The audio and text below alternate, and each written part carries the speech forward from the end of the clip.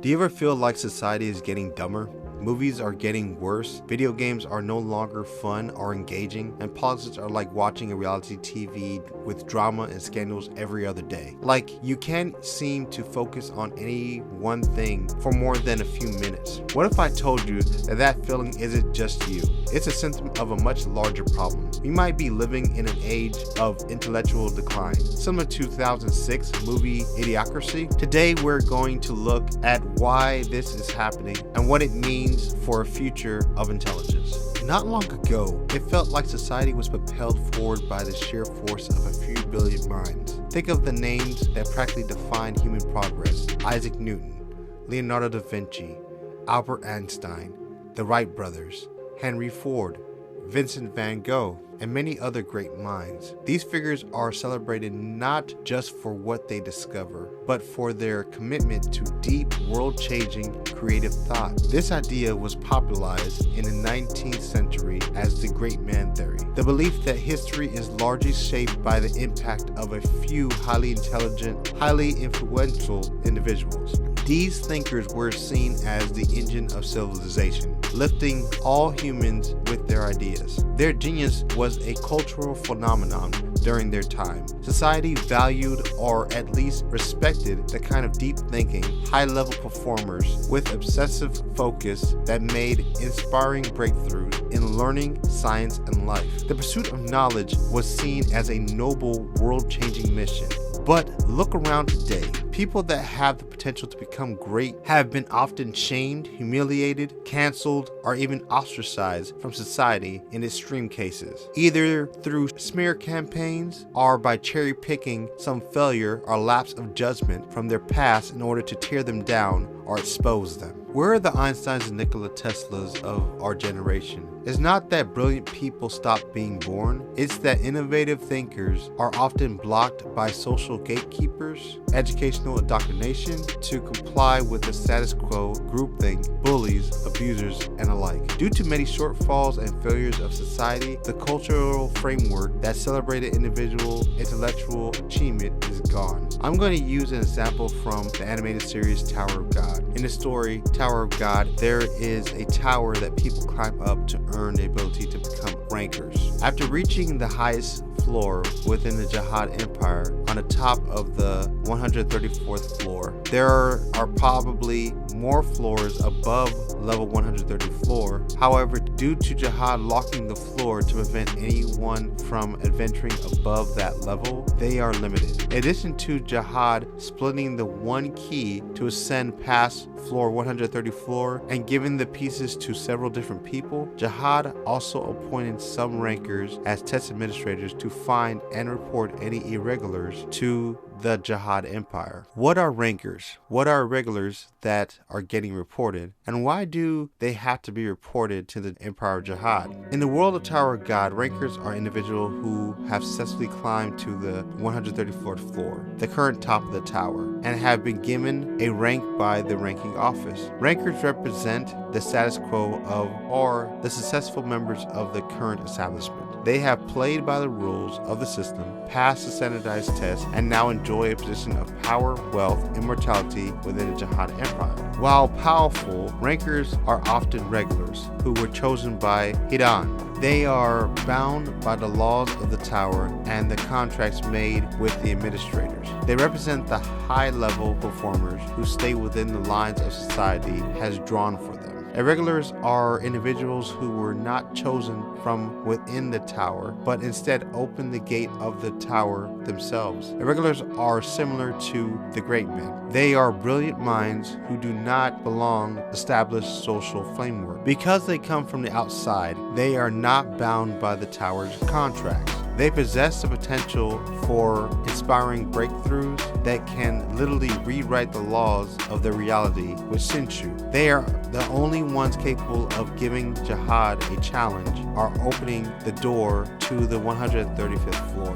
Why must they be reported to the Emperor of Jihad? Irregulars are reported because they represent a threat to the status quo. Jihad became king by being an irregular himself. but he eventually stopped climbing the tower and locked the door. By reporting irregulars, the Empire can preserve Jihad's hold on power. They can stop irregulars before they become strong enough to challenge Jihad's rule. The Empire uses test administrators appointed by Jihad like social gatekeepers. If an irregular is allowed to climb freely, they can influence others that there is a world beyond the 135th floor. To maintain the illusion of the highest floor, the Empire must eliminate any unauthorized irregulars that could disrupt their stability. Our modern society acts like the Jihad Empire. We create a social popularity contest. Instead of celebrating the skilled professionals or irregular intelligence who could take us higher, we use shame, humiliation, cancel culture, ostracization, and groupthink to report and neutralize them the moment they break away from the status quo. The great man is essentially an irregular, someone who enters a stagnant system and has the power to change its fundamental laws, which is exactly why those in control fear them the most. What went wrong? How do we go from celebrating heroic intellectual feats to a state of being mentally addicted to various forms of brain rot? For much of the 20th century, IQ scores have steadily risen, a phenomenon known as the Flynn Effect. Younger generations tend to score higher on IQ tests than their previous generations did.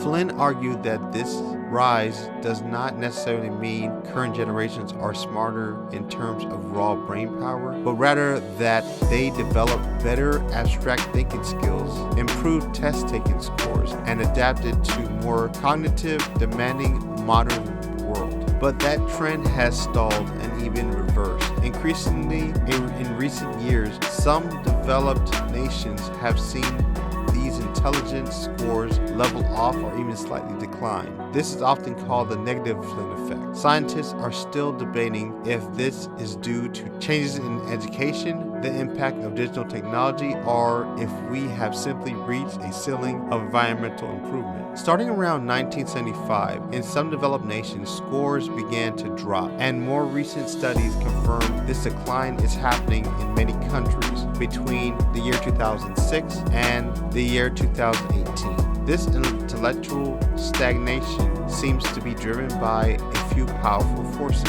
Anti-intellectualism is fashionable. We've shifted from a culture that respected deep knowledge to one that often suspicious of it. When a society stops believing that ideas are the primary drivers of change, it's no surprise that it stops producing and celebrating the people who have them. I'm going to use an example from the animated series The Promised Neverland. In this series, the orphans of Gracefield House are bred for high intelligence. They are raised in a high stimulation environment with daily rigorous tests like the original Flynn Effect, where improved idle environments and test-taking techniques led to higher test scores. However, this intelligence is not cultivated for the behalf of the children or the progress of their civilization. It is cultivated for consumption. The moment the children reach their intellectual peak at age 12, they are harvested. The demons don't have the geniuses to become great leaders. It wants to consume their potential like a rare delicacy. In the anime, the mom, Isabella, acts as the ultimate social gatekeeper. She uses educational indoctrination to ensure the children stay compliant. When a child like Norman or Ray shows irregular levels of genius, the system doesn't celebrate them too much, but schedules their immediate removal and possible consumptions in the future. Just as the Negative Flynn Effect might be driven by a shift from deep knowledge to digital distraction and compliance, the young minds are kept in blissful ignorance. Their ideas are not seen as drivers of change, but a season for a meal. The parallel is that as things have been going, we are creating a dangerous, toxic society that has stopped valuing the purpose of intelligence and reasonable discussions. If we as a society cherry pick failures or cancel innovative thinkers, we are erasing knowledge for a system that prefers its potentially gifted strong leaders to be manageable, compliant, and ultimately disposable. What's the big deal with intellectual decline due to social gatekeepers? The big deal is, who are the social gatekeepers letting through the gate, and who are they rejecting? Also, no one stops to think, what are the values and agenda the self-appointed gatekeepers are trying to enforce? Even worse, in the vacuum left by the absence of the great men, we see a rise of what you might call the shadow king or the tyrant archetype. This is a leadership model defined not by vision, competence, or courage, but the opposite: entitlement, arrogance, and a preference for dogmatic belief over actual knowledge. These are the leaders who thrive in a climate of destruction and superficiality, who exploit the decline of critical thinking for their own gain. We replace aspirational models of intellectual greatness with the short-lived fame of grifters, scammers, and hypocrites, who are often taught to be suspicious of extraordinary thinkers and embrace groupthink. For example, in the anime A Returner's Magic Should Be Special, in the series, the noble gatekeepers aren't looking for the most capable mages to save the world. They are protecting their own status. Desire Armin, the protagonist, is a brilliant tactician, yet he's constantly shamed and humiliated by the alpha class nobles because he lacks the noble title. This is exactly what occurs when society rejects the extraordinary thinker because they don't fit the approval social model. The noble leaders of Hebrion exemplify narcissism and arrogance, choosing dogmatic belief in noble bloodlines over actual skill and knowledge. They would rather let their civilization fall than admit a beta commoner is smarter than them. Because the gatekeepers block innovative thinkers, the magical military forces of Hebrion remain stagnant. They have replaced aspirational models of magic and excellence with superficial displays of noble status. In the original timeline, this prejudice leads to the literal destruction of their society because they embrace groupthink and were suspicious of commoners like Desire. They lacked the vision and competence to clear the shadow labyrinth. The civilization fell because the gatekeepers were too busy posturing for status to notice their society was rotting from the inside out. We stopped celebrating great, honest, genuine leadership, letting narcissistic gatekeepers decide who is allowed to contribute. We lose the very people who can solve the big problems. Like the nobles in A Returner's Magic, modern gatekeepers are self-appointed and enforce an agenda of dogmatic belief. If society continues to reject genuine, honest people and treating undesirables badly in favor of toxic drama and superficial status, we risk a civilization loss, just like the one Desire Armin returned to prevent. Perhaps the most disturbing part of this story is the idea that our society doesn't just fail to cultivate geniuses. It may actually suppress it. There's a growing concern that the very institutions that were meant to be incubators for great minds, which are universities and research centers, have in some cases become forces of conformity. Intellectual risks are discouraged. Students and thinkers learn to self-center, avoid complex and sensitive topics for fear of social and professional backlash. Uncomfortable and unpopular opinions aren't debated. They're met with campaigns to deplatform and destroy careers. This climate, ideological groupthink has a chilling effect on the kind of boundary-pushing thought that developed deep thinkers. Imagine a historical figure like Niccolo Machiavelli, Friedrich Nietzsche,